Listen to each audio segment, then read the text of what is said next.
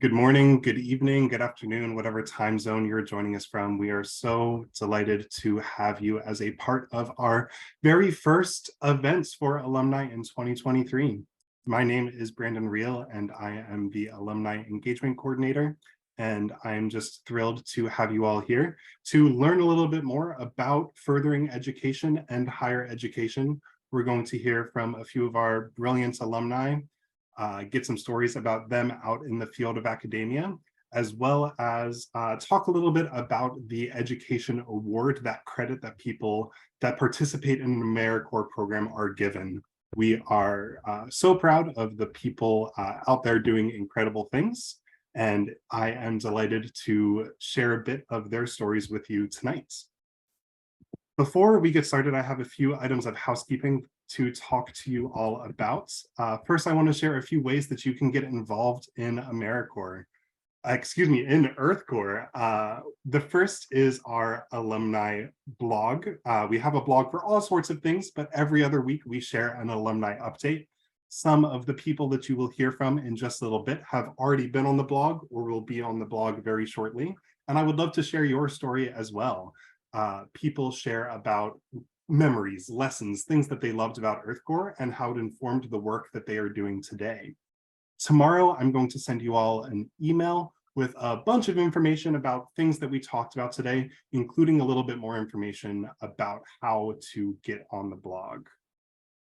We also have a private LinkedIn group. The LinkedIn group is a really great place for people to talk and connect people, share out jobs, and we're really looking to turn it into a robust community where EarthCorps alumni and supporters can collaborate. Finally, we have the mentorship program. You all are getting a little bit of a sneak peek by being a part of this webinar a little bit early. This is a program that we're hoping to launch sometime around this fall, and this will be for alumni and current core people.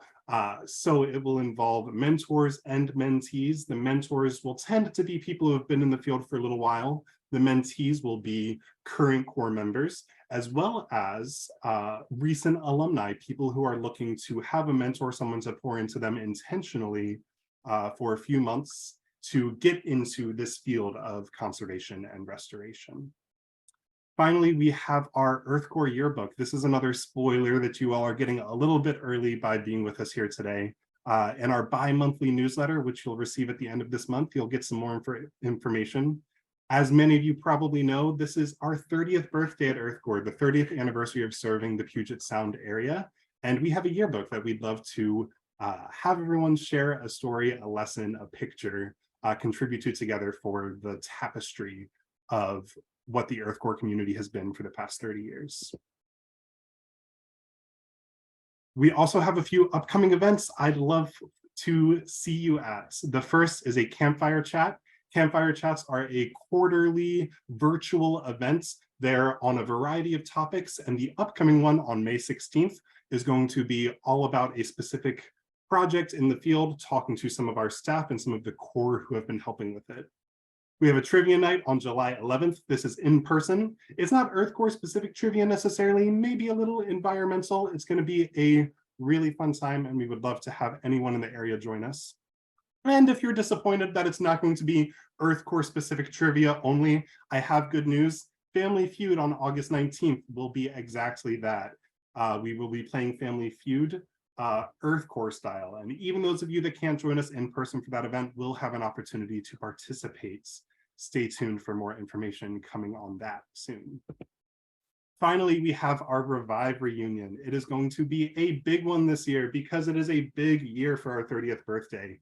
I just wanted to highlight on September 29th, you'll have an opportunity to visit the office and have coffee with alumni and some of the staff if you're joining us for the weekend. We also will have a pre-party Friday night, the actual main event on Saturday, and a volunteer event on Sunday. So if you've ever considered coming back to Seattle for a Revive, this is the one that you want to be there for. More information will be coming to you about that very soon.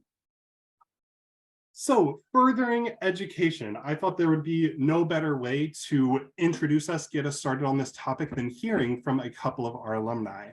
and I am very excited to share what I believe is probably a record for the fastest turnaround from someone graduating from the Corps to sharing at an event. We have two alumni, Ia and Gabby, who were both international Corps members in the 2022 to 2023 cohort, and they will be sharing a bit about their experience in higher education.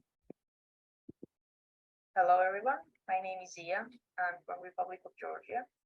I was EarthCorps International Corps member in 2022 and 2023. So higher education. The story of my higher education starts from the undergrad program of public administration and state governance, which I finished, but it definitely wasn't something that I was passionate about. And what I was passionate about was nature conservation and natural resources. And luckily, when I had this type of thoughts in my head, I started my job at an organization that works for establishing cross-boundary hiking trail network and the conservation for in our region, in the region of South Caucasus. And it motivated me even more. And I started my master's in nature conservation and forestry. I finished my first year, and then I took a gap semester to attend EarthCorps program, and now I'm completing my second year here in Georgia. Attending the program in the US helped me a lot to understand the work we were doing from the perspective of ecology and environmental sustainability more, rather than, I would say, perceiving things from only managerial point of view. And attending EarthCorps program that is more practical than attending all the lectures in the university, and also meeting people in the US assisted me a lot to choose the topic for my research for my master's degree. And my research will be about determining connection between trail characteristics and amount of visitors in protected areas.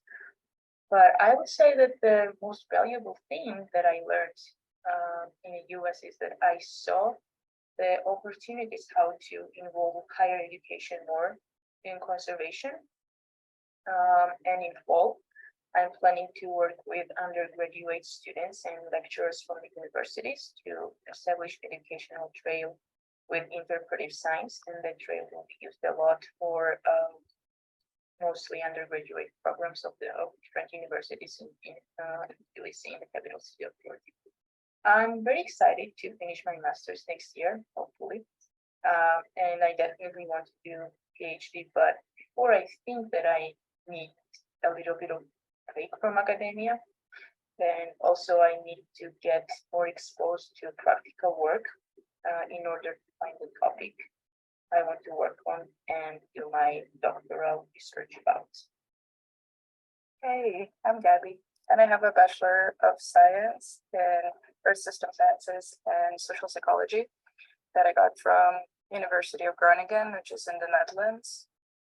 And I originally finished high school in Lithuania, and after I applied for a couple of programs, and I got in, and I chose the specific one because it was really interdisciplinary, and it was a university college type of deal, which is, I don't know how spread out it is in the US, but in Europe, that means that you get to kind of make your own majors and choose and try out a bunch of different subjects, which I was looking for in a program because I knew that I wanted to do something with sustainability, but I wasn't sure what exactly. So in my first couple of years, I could try out like subjects ranging from policy making and economics to energy transition and ecosystem science. And that's how actually I ended up double majoring in social psychology, because that wasn't my plan in the beginning, but I really liked the topics. So that turned out quite well. But I did study during COVID, which meant that I didn't get a lot of either like lab or hands-on experiences, especially with my Earth system and part of my major. So that's why I came to EarthCorps to get hands-on experience. It's probably all of people did, and yeah, to just understand how these restoration projects work in practice and what it means to be doing them, and how different stakeholders interact.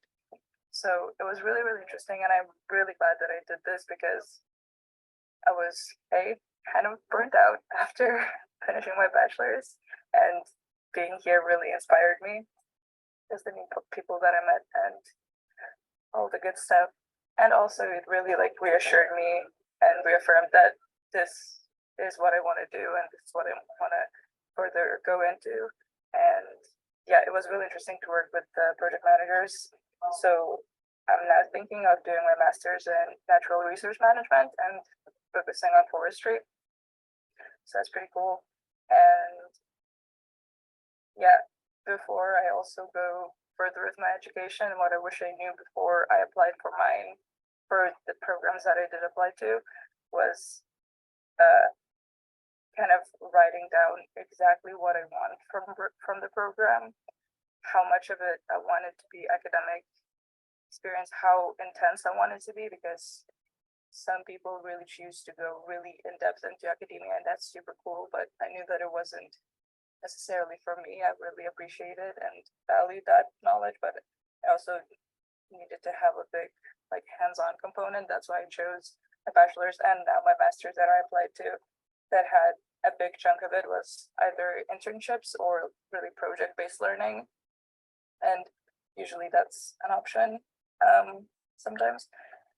Also, it is really important to look at what skills exactly you want to gain, because some programs may have really similar curriculums and have identical names, but some of them are really, really technical and you'll spend a lot of time in the lab doing like super intense maths and physics. I'm talking more about like environmental stuff here.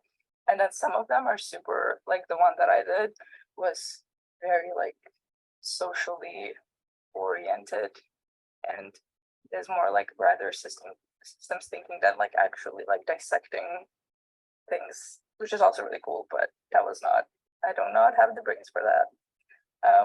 Yeah. And also, which I did not think about before I moved to the Netherlands, is the location of your studies, because no matter what like level you're doing, you're gonna make friends, and you're also gonna make a lot of important connections for your career. So it's really important to know like whether you see kind of more or less future in that area, because if you're going to be doing internships with different companies and stuff, you might end up like meeting a really cool like manager or something, and then they're like, hey, come on over to our team, but you're stuck somewhere where you don't really want to be long term, or like for a couple of years after studying. And also the friends, you will want to visit them. And speaking from experience, it's fun to have friends from all over the world, but also kind of sucks. Yeah, so these are my thoughts on higher education. And if you have any questions about studying in the Netherlands and you need any help, please do let me know and feel free to reach out. And I'm sure that Brenda can give you my email, because there's a little bit of paperwork involved. It can get kind of confusing, but it's very okay and it's very doable and it's really, really fun. I highly recommend it. Yes, good luck.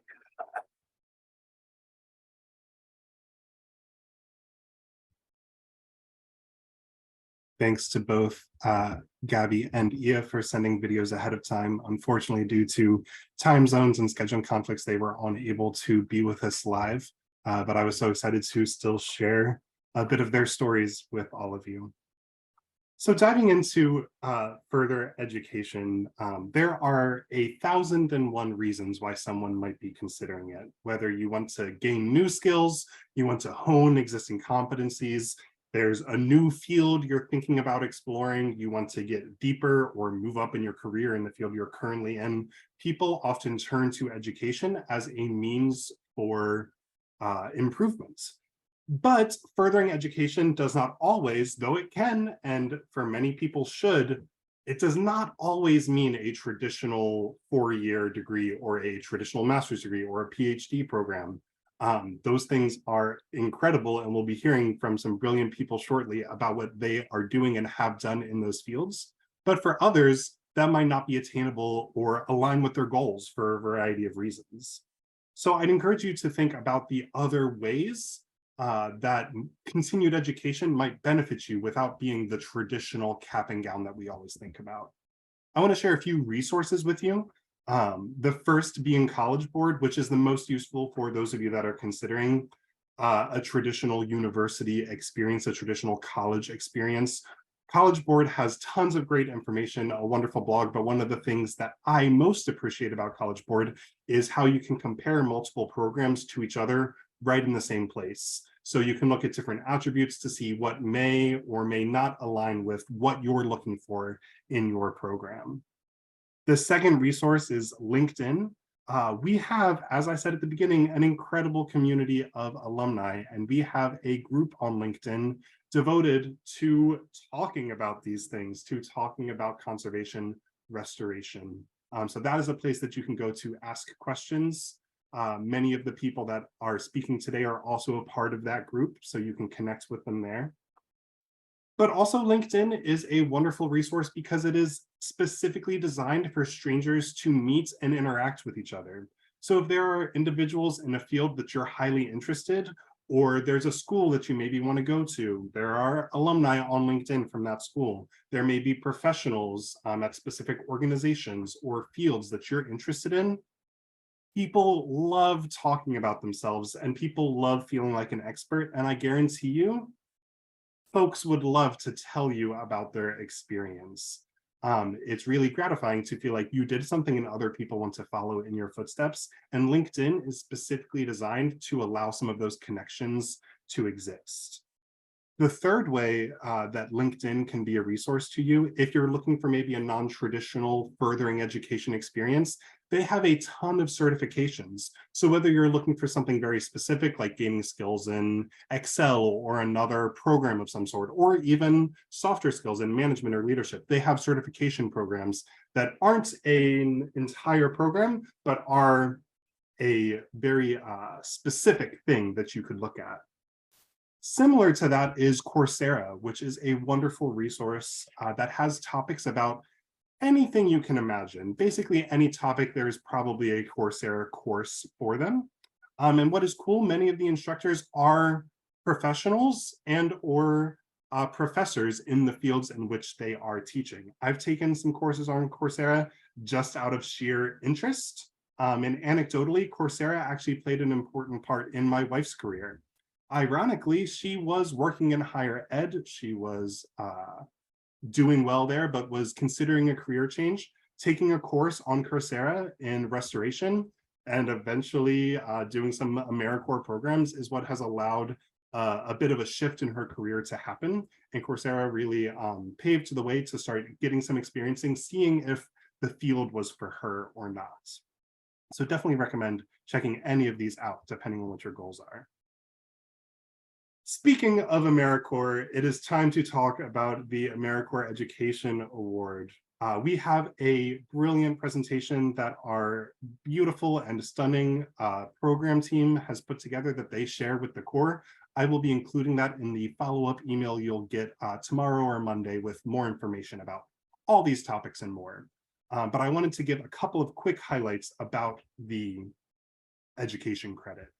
The first thing that you should know is that it does expire. Typically it's 7 years. There are some extensions that you can apply for, but if you're coming up on 7 years, celebrating your 7th anniversary of completing an AmeriCorps program, you may want to look into your credit. I would hate for it to expire before you get the chance to use it.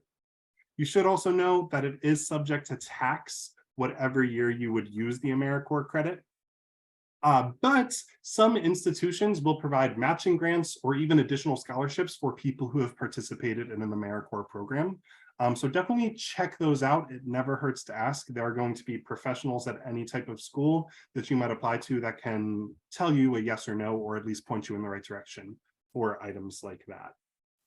But speaking of the AmeriCorps Award, I could tell you exactly where to go on the website, give you all the beautiful details, but I don't think it quite compares to hearing the lived experience of someone who has actually used their education award. So first, we are going to hear from one of our very own EarthCorps alumni, and then we're going to highlight a couple of EarthCorps staff who are AmeriCorps alumni and have used their credits for all sorts of different things. So I'd love to introduce Michael Rockwell. Michael served in multiple positions at EarthCorps from 2018 to 2022. He was a crew member, a crew lead, habitat specialist, even the alumni board fellow. He was also the very first alumni that is not a current EarthCorps employee that I met. He was my very first interview for the EarthCorps blog. And anyone you talk to and hear about Mike, they have such positive things to say about him and his influence on many people at EarthCorps. I am so thrilled to introduce him and invite him to share a little bit about his experience using his AmeriCorps Education Award that he received because of his work on the Corps at AmeriCorps.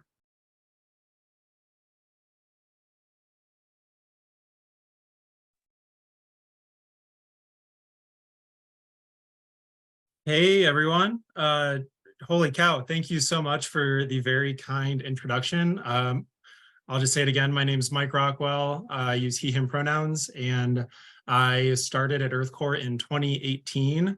I just finished my undergrad in evolutionary ecology and wildlife conservation. After my degree, I was really looking for the opportunity to go from research mode and accruing knowledge to applying that into action. So naturally, I was looking for what was originally supposed to be one service year and then going back to school. And 4 years later, I finally left the Corps world and ended up where I am now. But I will say the AmeriCorps Education Award was actually a huge part of me joining EarthCorps and looking for that service year. The ability to, one, defer and halt my student loan payments was huge. And then getting that education award for those loans or future education was really important to me. So that award really enabled me to make the most of EarthCorps and yeah, enjoy that experience. And then today, I'm actually in Phoenix, Arizona, studying international business with a concentration in corporate sustainability. And it may seem really interesting. I feel like we always used to look at the Amazon towers and stuff in Seattle as we drove by and kind of poke fun, but it was actually my experience on the board at EarthCorps, talking to the people there that had experience in these large corporations, these large businesses. They came out and talked to us. I led volunteer events with planting trees next to people from Amazon and Google and Microsoft and Boeing. And I realized that we need to focus on the source and help these businesses become more sustainable. So the work that we were doing in the field was less necessary, essentially start creating a world that doesn't need to be restored. And that's what brought me back to school, where I'm using my Ed Award to actually pay my tuition and try and make a greater impact in the world of sustainable business. And I think I'm definitely the odd one out going back to business school after EarthCorps, but I will say, I think my favorite part about EarthCorps is the fact that it's so much more than just planting trees and restoring the environment. I think much more important than the actual physical work you do is the interpersonal work that you do, because those team leadership skills, interpersonal communication, cross-cultural conflict, like those are the skills that you can apply to so many different things. And the world needs those skills in so many different places, especially business. I've been so surprised being in a business school and the amount of people asking about sustainability and the amount of employers that I talk to that want people with the team leadership skills and sustainability skills that you develop at EarthCorps. There's a need for your talents and your skill sets far outside of the restoration and trail and nature world. And I think that's really, really exciting, is that the world actually it wants people like us for what seems like the first time. So that gives me a lot of hope, and that's something that I've really tapped into. And then as far as the Ed Award, I will say formal education is not for everyone, and that's totally okay. I think I'm in the right place, but most of my friends have used their Ed Award for NOLS courses, They've used it for different career certificates. I had a good friend use it for an entrepreneurship certificate that helped her launch a business. I've had Corps members when I worked for Arizona Conservation Corps using their Ed Award for their fire certification so they can go and be hotshots and all that fun stuff. I've actually used a portion of mine for a Coursera certificate. I did a project management certificate through Google on there. It was great. I think it actually helped me get into grad school. And then, yeah, I do have some friends that used it for equipment for remote positions. So like getting a laptop, but I think that paperwork's a lot messier, so don't count on that. But yeah, I guess I'll just say there's a lot of options for that Ed Award. Definitely look into some universities will actually match and double your award. I think the list gets smaller every year, but they still exist. And then some schools also will supply additional scholarships for people with AmeriCorps or service backgrounds. And then while you're in EarthCorps, just my advice to make the most of that experience, network, talk to people. I tell it to people at the school. And I'm the president of our circular economy club. So I'm actively talking to students about launching their sustainability careers. And today you do not get a job by just sending resumes out and seeing what happens. You get jobs by networking and talking to people. And I think that's something that you're primed to do at EarthCorps. So talk to your project contacts, learn from them, and then stay in touch. I think it's a great contact as well as the board members. And I think networking gets a bad vibe, but it's really just talking to people. Like the trees in the forest, the ones with the roots that go the widest and connect to the most microbes and other plants are the most successful trees. So you need to mimic those trees and connect to the environment around you in order to be successful. And then, yeah, I think I'm just looking at my list of things to talk about. Yeah, that's kind of my experience. Definitely reach out if you're interested in sustainability, business, or ecology, because I love that stuff. And I'm very grateful for EarthCorps for kicking that off for me. So that's all for me. Thanks so much, Mike. Really appreciate you sharing a bit about your experience.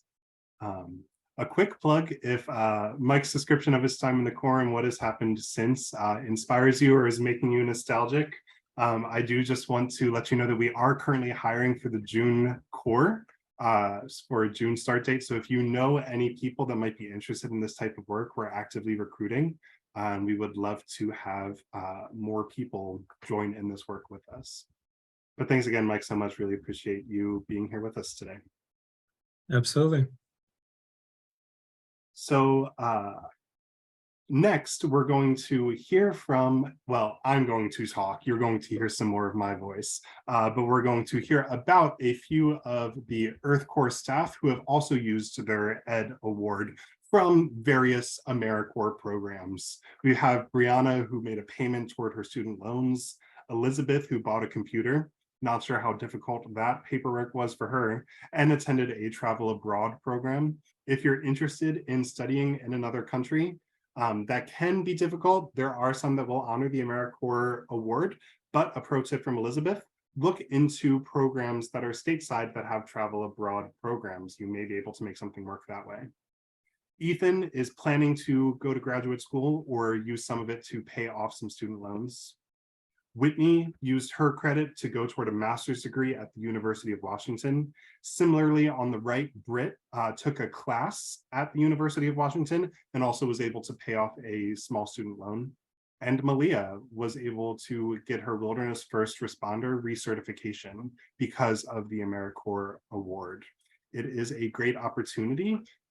If you've served and not used your credit, I highly recommend you look into some creative ways that you may be able to make it work for you. I have a short video that we're going to blip through. If you hear a loud noise, it's the video. I'm just going to include the link to it in the email that I will send you all. Instead, I want to get us going into hearing from a few more of our alumni. I'd like to introduce Robert Anderson.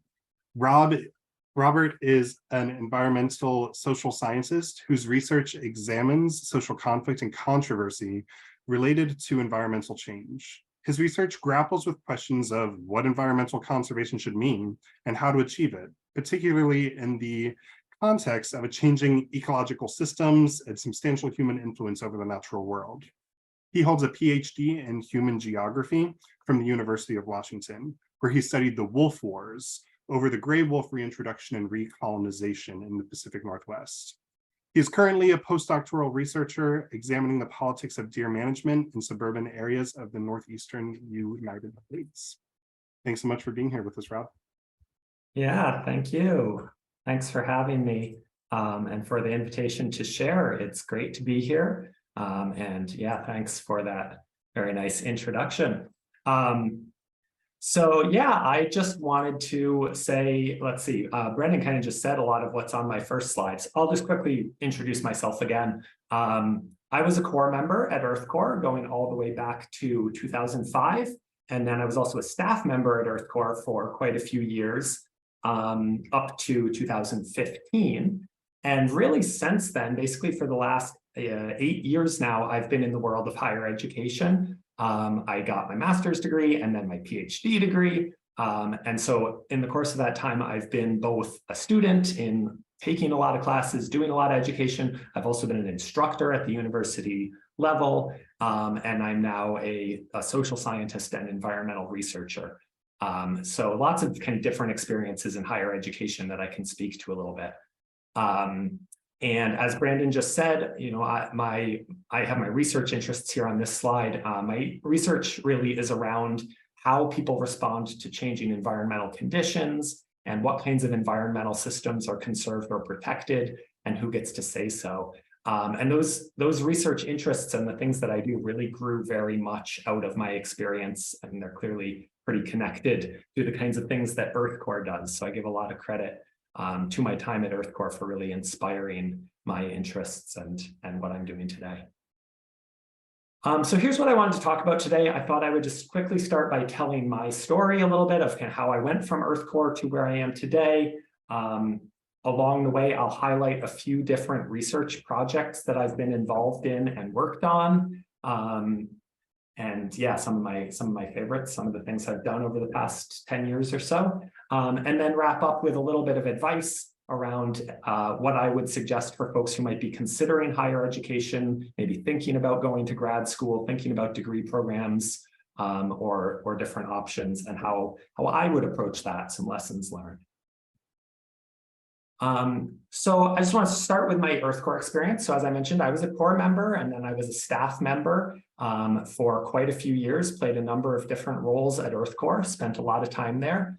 Through that, I really gained a lot of practical experience in how to do ecological restoration, the kind of on the ground work of restoration. In that time, I also got a professional certificate, which is another way to use your education award. That's actually how I used my AmeriCorps award from my year of service, was to get that certificate, which I did while I was working as a staff member at EarthCorps. So that's a professional, not a degree, but a sort of graduate level certificate program aimed at folks who are actively working in a field in a particular area and want to advance their skills.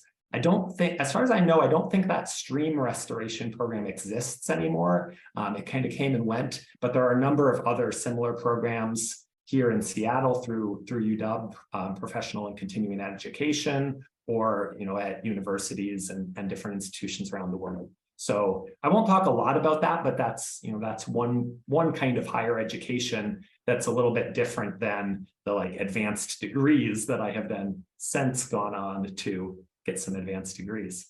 But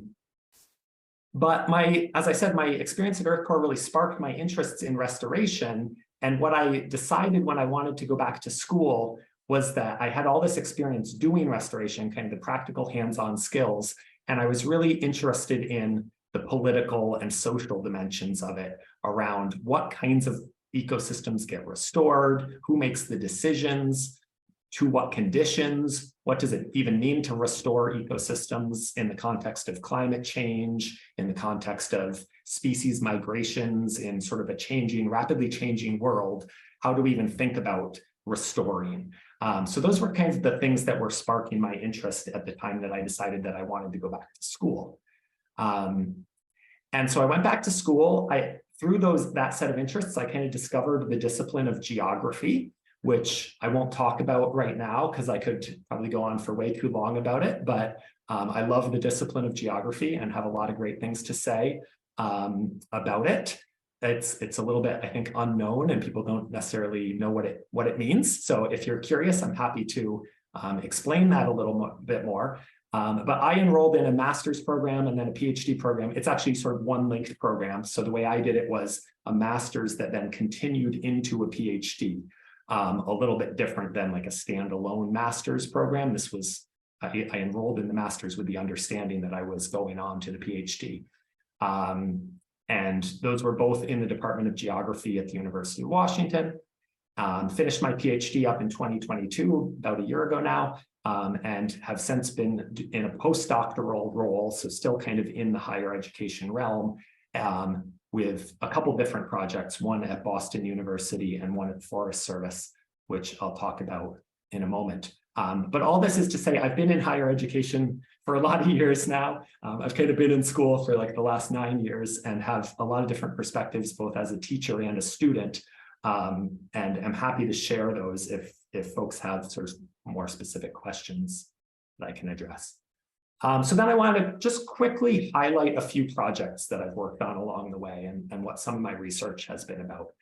So my first research project, this was my master's thesis, was about butterfly habitat restoration in the San Juan Islands. And I don't know if this is familiar to anybody, but I know that EarthCorps crews have worked on this project over the years. It's a really interesting project. This is a specific butterfly, the island marble butterfly, that was thought to be extinct and then rediscovered in the San Juan Islands. And when they rediscovered it, they found that it had actually adapted to use a non-native plant species, a weedy brassica species, as a host plant that it was now reliant on for its reproduction. And so this was really a challenge to the logic of restoration there on the prairie on San Juan Island, with these kind of competing ideas around what it means to restore an ecosystem. Should we be putting back native species? Should we be putting back these non-native species because they promote habitat for an endangered species?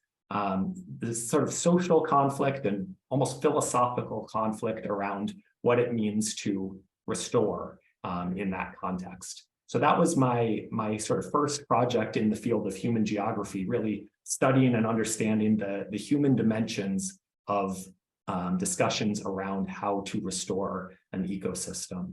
And through that project, I also kind of moved, I had started out very much in restoration, and then this kind of moved me into the realm of wildlife management, which I'll talk a little bit more about in a second.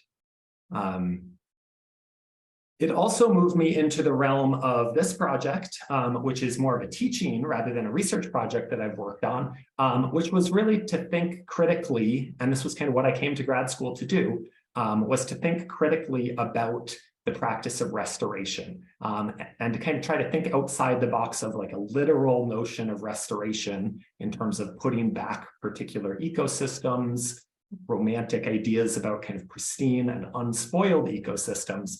I was really trying to think about ecological restoration in conversation with a couple of things. The first being traditional ecological knowledges. So really recognizing environmental damage and degradation as being very much linked to processes of colonization and capitalist exploitation of resources. And so really thinking about restoration, not as sort of a return to pristine ecosystems, but as a process of decolonization. That was kind of the first theme of this. And then the second theme was putting ecological restoration in conversation with science fiction and speculative fiction. So thinking about restoration, not necessarily, again, literally in terms of returning to past conditions, but really as being about the future, about imagining and building ecological futures. So if that's what restoration is actually doing, that's also kind of what science fiction does. And so this course was about sort of thinking with Indigenous knowledge and science fiction and various other texts and disciplines for practices of speculative and creative earth repair. So that was a really cool course that I got to teach a couple of years ago and hope to teach again before long.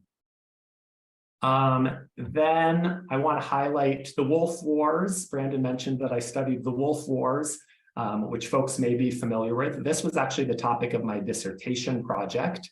So as I said, I kind of moved into the wildlife conservation world. And of course, the wolf is an iconic case of social conflict and political conflict over wildlife. I imagine a lot of folks might know this, but if you're not familiar, wolves were essentially eradicated in the United States. And then in the 19th, early 20th century, and are now have returned and are recolonizing, but they tend to spark a lot of social conflict, especially around areas with livestock. And so in some ways similar to the butterfly question, wolf management raises questions around the politics of restoration in terms of what kinds of species belong where and who gets to say so, who decides what kinds of environments we want to have. And the wolf is a really controversial case of that. So my research on that topic has involved conducting interviews and surveys and analyzing policy and really trying to think about the social dimensions of wildlife conservation. And then my final project that I'll mention just really quickly, because I want to get to the piece of maybe giving a little advice and might also use up too much time. But my final project that I want to mention is the one I'm working on right now. I sometimes say I've moved down the food chain from working on wolves to working on deer. And deer in the northeastern United States are similarly in some ways a controversial species. But the issue there is almost the opposite, where with wolves, people are concerned about preserving and protecting them. With deer, the issue is that many people feel there are too many and want to get rid of them. And then others don't want that. And so again, controversial conflict, social conflict and political conflict over how to manage and what to do about deer is the topic of one of the research projects that I'm currently working on.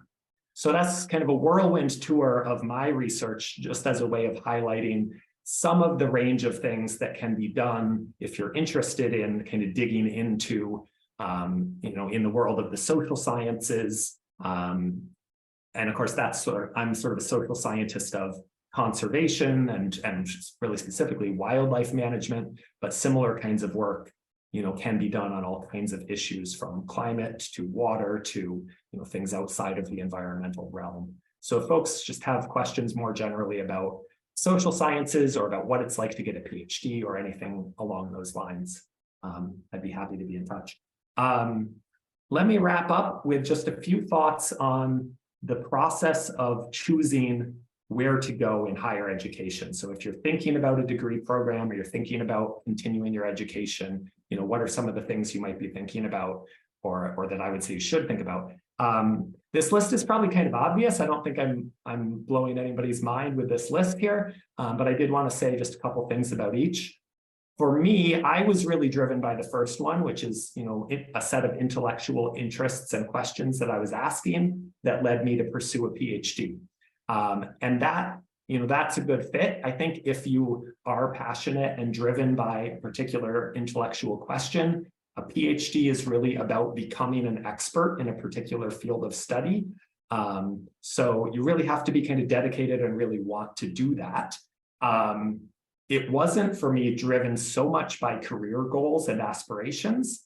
And I would actually say in some ways, it's not a great path for that. It's actually a really difficult job market at the end of a PhD, despite the fact that you have this really high level qualification. It can be pretty challenging because what that really qualifies you to do is to be a professor, and that job market is really difficult and terrible, to be kind of blunt about it. So just we'll put that on anybody's radar if anybody's thinking about earning a PhD. I don't want to dissuade you, but just to recognize that it is maybe more about having an intellectual interest and a passion that you're really committed to pursuing than necessarily that it qualifies you for a particular career. So if you're thinking about, again, a certificate program or a master's degree, you might be thinking more strategically about what's the job that I want to have at the end of that degree, and choose your degree program based on the fact that it leads to that job. So something to think about. And, does that mean you want to be in biological sciences or the natural science world? Does that mean you want to be a social scientist? Does that mean you want to be kind of choosing your discipline? What field of study do you want? Maybe based on the job that you expect to get at the end of it. Once you've done that, once it comes to sort of choosing a discipline and you're like, I know I want to get a degree in X, then the next step maybe is identifying a school that you want to go to or a specific program at which you want to study. And there, I just want to highlight the importance of mentorship. And I think this is really the case with PhD programs, but I think it's true in master's programs and other programs as well. In some ways, especially with PhD programs, when you choose a higher education program, you're almost not choosing a school or even a department so much as you're choosing a person that you want to study with. And so that personal relationship can be really, really important. And again, this is probably most applicable to PhD programs, but it's always worth thinking about. It's always worth, as Mike was saying, networking, making those personal connections, reaching out directly to people who are doing the kind of work that you want to be doing and talking to them and getting a sense of what they do. And honestly, if you are thinking about a PhD program, that's how you get into PhD programs, is largely by finding a mentor that wants to work with you as much as you want to work with them. So that's really important. Costs play a big role. Again, speaking specifically to the PhD program, the advice that I like to give to folks is, generally speaking, if you're going for a PhD, they should be paying you and you should not be paying them.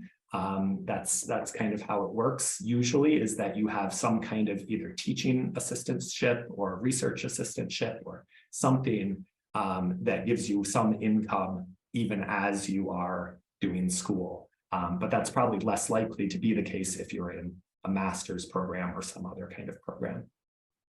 And then finally, location, as was mentioned earlier, it's really worth thinking about, especially if you're in it for the long haul of 8 or 9 years, as I've been, that the place where you do your education really matters. You may end up staying there longer than you thought you would, making connections there. So really thinking through where you want to be as well as what it is that you want to be studying. All right, I will wrap up with that, try to leave a little time for the rest of the session tonight. But again, thanks so much for having me. There's my contact info if anybody wants to reach out. I'm very happy to talk to folks and answer any further questions you may have. Thank you so much, Rob. Really appreciate you sharing with all of us a bit of your experience. I just want to listen to you talk for hours about any and all of those things, particularly using science fiction and indigenous, it was just fascinating to hear about. So thank you so much for sharing. And I hope this isn't the last time our community gets to hear some of your brilliance. Now I'd love to introduce our second and final speaker of the evening, Ana Yoko. Ana is a Brazilian biologist with a master's degree in biodiversity and conservation and a first-year PhD student in interdisciplinary ecology at University of Florida. She has over 10 years of experience in studies with medium and large animals and participated in projects in the Atlantic forest, Panhandle, and Amazon biomes. Her PhD research focuses on movement and spatial ecology, behavioral ecology, and wildlife conservation. Ana is amazing. I got to speak with her a few weeks ago about her program and her life post her time at EarthCorps, and actually led to the inspiration for this event was wanting to share a bit of her story with you all. So welcome, Ana. Thanks so much for sharing with us. Thank you all. Thank you, Brandon, for this kind presentation, introduction. And thank you all for being here and listening this talk today. So as Brendan mentioned, today I will be talking about my PhD research. And just to bring an agenda of the day of this presentation, I will talk a little bit about my background, my PhD aspirations, and then I will jump on my PhD project. And I will be talking about the movement behavior of the giant anteater, so I will be able to talk a little bit more about this incredible species. And I cannot pass my screen. Let me see. Okay, there we go. So my background, I am a biologist and I did my master's degree in biodiversity and conservation, both back in Brazil. And during that time, I had the opportunity to participate in projects and in trainees in the Pantanal, Amazon, and Atlantic forest, mainly working with medium and large mammals. And in 2013, I had this amazing opportunity to come to EarthCorps. It was an amazing time. For those who knows about EarthCorps, you know a little bit about what we are talking. And if you don't know, I really encourage you to research a little bit more about all the work that EarthCorps is doing. And after that, I went back to Brazil and I started to work in the environment consulting segment, doing a lot of monitoring of large mammals. Here I have some pictures of the fieldwork. I did a lot of fieldwork, identifying the species by the tracks that they leave in the soil, and also using a lot of camera traps. And I had the opportunity to learn a little bit of telemetry data, GPS data, that it's basically to find the movement of these animals.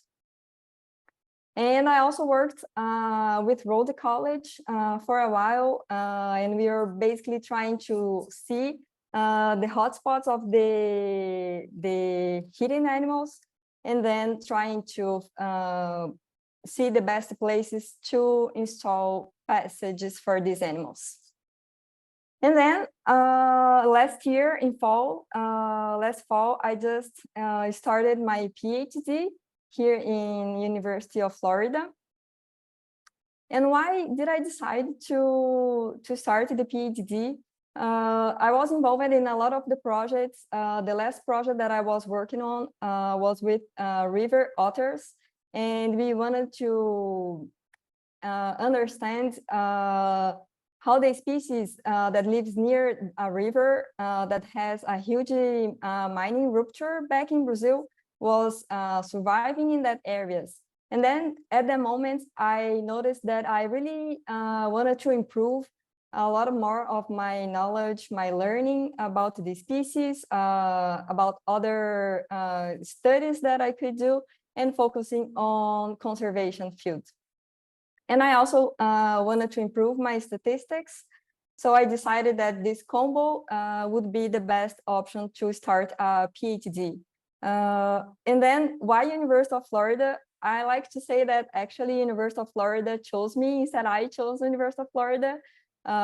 It's just kidding, but it's just because I saw the announcement to apply for a PhD position to work with mammals, ecology, conservation, movement of large mammals, and then it was the perfect fit for me, exactly what I wanted to learn more about. And then I applied, and here I am now. And the interesting part of this department that I am studying is because back in Brazil, we were very focused only on the ecology, but here I am in the department that it's interdisciplinary ecology, and it brings a broader view of a lot of other topics, social issues, geography, ecology, all in the same department. And if you want to know more about, I can definitely talk about the University of Florida and the department that I am doing my PhD. So to start to talk about my project, before starting, I would like to mention that this is a project with a lot of collaborators and a partnership that is very important. This is a partnership with an NGO in Brazil called ICAS that works with wild animal conservation. And here is some of the collaborators team collecting data in the field, and also the collaborators that are working with me at University of Florida. So let's get started.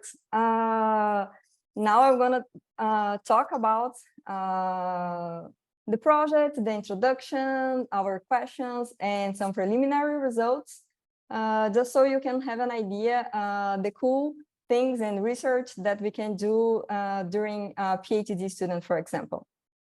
And then my focus is in the Brazilian Cerrado, because the Brazilian Cerrado is the largest savanna in the world, and it is also considered as a biodiversity hotspot, which hosts 5% of the Earth's species. And here, just to bring an idea of the size of the Cerrado, we have in here the Brazilian border, and in light yellow is the Cerrado biome. It's considered as the second largest biome in Brazil. However, 50% of the Cerrado has been converted in other land uses, for example, agriculture and pastures. And when I'm talking about agriculture, the soy is one of the agriculture that has expanded the most, and Brazil is considered as the second largest soy producer. And however, the Cerrado has fewer legal protections than the Amazon.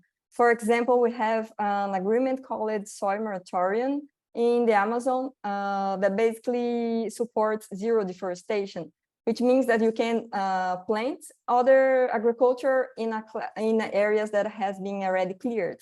But these legal protections doesn't apply for the Cerrado. And then normally the large mammals, they are the ones that are the more sensitive to the landscape fragmentations, because they require the vast spaces of intact habitats. They also demand greater resources, and they have low reproductive rates. And the giant anteater, that is our species focus of this project, it is considered as a vulnerable species under the IUCN Red List. And just to give an idea, when I'm talking about large mammals in Brazil, I'm talking about a mammal of the size of the capybara. For example, the giant anteater has up to 30-40 kilograms. And the giant anteater is a species from the Chenarthra superorder, which also includes sloth and armadillos. And the species is restricted to the neotropics, but its core distribution is in Brazil. And as we can see here in this picture, the first picture, the species has a long parental care. So the mother is carrying the pup in her back, and they normally carry up to 6 to 9 months, which is a lot. And the animal can get big, but they are still carrying there in their back. And we can also see GPS radio collar in that picture that is from where we are collecting the data. And the giant anteater is also considered specialized in ants and termites. As we can see in the bottom picture, the anteater is foraging termite mounds. And because of this low energy intake of the food, and also because of the large size, the giant anteater are considered as a limited capacity to thermoregulate, which is very important because the species show evident behavioral adjustments to reduce the metabolic costs. For example, they can change the time of the day that they are more active or less active.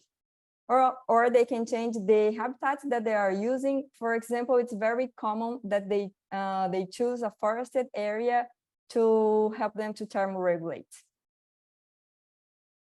And then understanding the species movement behavior in these modified landscapes is necessary to understand the capability of the species persistence in these environments.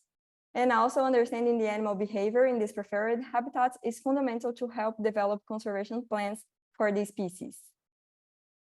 So based on that, we wanted to investigate how the giant anteater behavior states is changing in landscape with different matrices. And here we expect that the land use that is more natural use will have a higher influence in the resting behavior, whereas the anthropogenic land use will have a higher influence in the transit behavior. And we expect that because in these anthropogenic land uses, the animal will probably need to walk more to find a more suitable habitat and also to find partners to mate. And when I'm talking about matrices, here I have an example of one of our study sites. We have eucalyptus, pasture, and soybean. So this is the different, some examples of the different matrices that we can find in our study site. And we also wanted to understand how the conversion of pasture to soybean is influencing the giant anteater movement.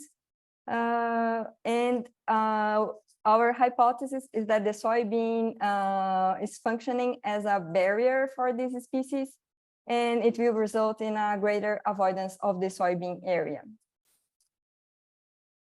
And just to bring an idea of the area that we are doing this study, so we are in the Cerrado of Mato Grosso do Sul state, is this dark orange color, and we have 3 different study sites. And we are using data, telemetry data that comes from GPS from 41 animals. And I'm not going to talk a lot about how we did the analysis. I will just bring some preliminary results so you can also see some insights that we are having in this research. And here we could identify 2 behaviors. So we have the resting behavior and the transit. And as we expected, we can see that the natural areas is more used for resting behavior because they are probably using that to help them to thermoregulate. And the anthropogenic landscapes has a higher proportion of transit behavior.